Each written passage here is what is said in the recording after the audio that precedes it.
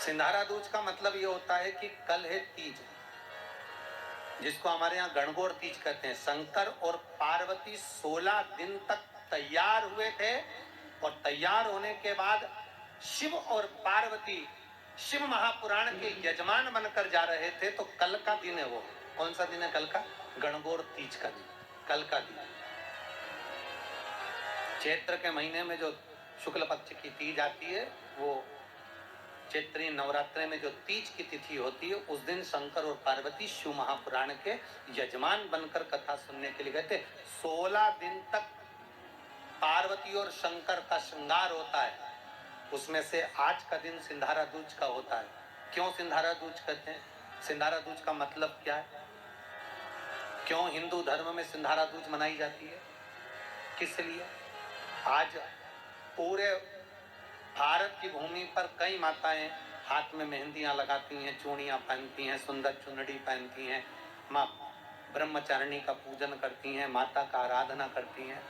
सिंधारा दूज, उसका कारण केवल इतना सा है। सिंधारा दूज का मतलब ये होता है कि चंचुला देवी जब 14 दिन तक शंकर और पार्वती अपने गुफा में से बाहर नहीं निकले शिव महापुराण के यजमान बनने के लिए, तब माता चंचुला देवी ने हाथ जोड़कर मां जगतजननी जगदम्बा को सुंदर वस्त्र, सुंदर चूड़ियां, सुंदर आभूषण माता के चरणों में ले जाकर समर्पित करे थे और कहा, मां, इन चूड़ियों को जो मैं दे रही हूँ, ये लाल चूड़ी, ये लाल श्रृंगार, ये लाल वस्त्र, जो लाल चूनर जो मैं प्रदान कर रही हूँ, माँ बस ऐसी कृपा कर दे कि तू इन चूनर को धारण करे और मेरा भी सौभाग्य, मेरा भी सुहाग अमर कर दे। बस इतनी कृपा मेरे ऊपर कर दे। वो सिंधारा दूज का महत्व है। वो सिंधारा दूज का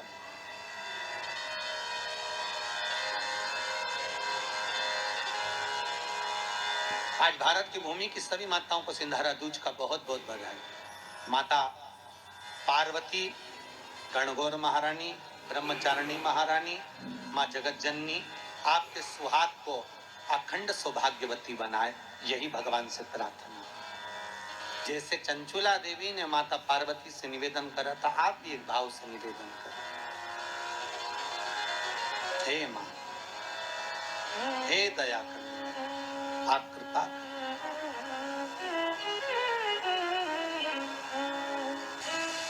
अगर हम मृत्यु लोक में जन्म लिए हैं, चाहे जो भी बनकर पैदा हुए हो, 84 लाख योनियां जो हमको मिली, उसमें हम जो पैदा हुए, जन्मे, तो हमने वापिस जाने के बाद नरकों का भोग भी भोगा है।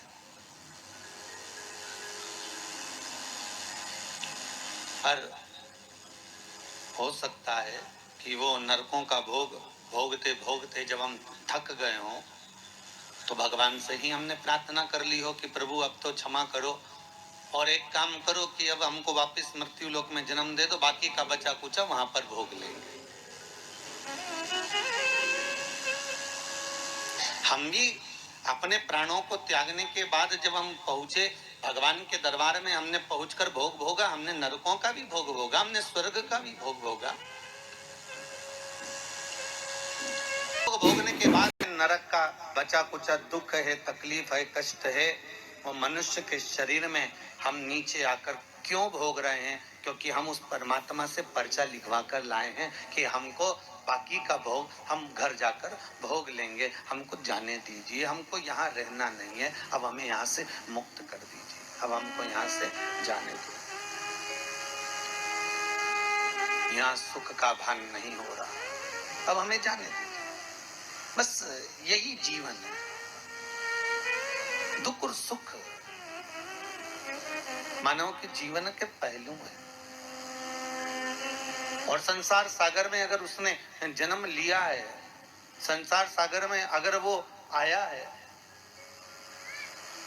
संसार सागर में अगर उसका जन्म हुआ है, तो संसार सागर में जन्म लेने के बाद उसको सुख और दुख का भान तो करना ही पड़ेगा, सुख और दुख का स्मरण तो करना ही पड़ेगा,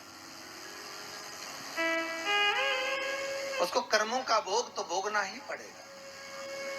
इसलिए हम बार बार कहते हैं कि मत बुरे कर्म कर बंदे, वरना पछताएगा, भगवान की आंखों से तू बच नहीं पाएगा, तू बच नहीं पाएगा।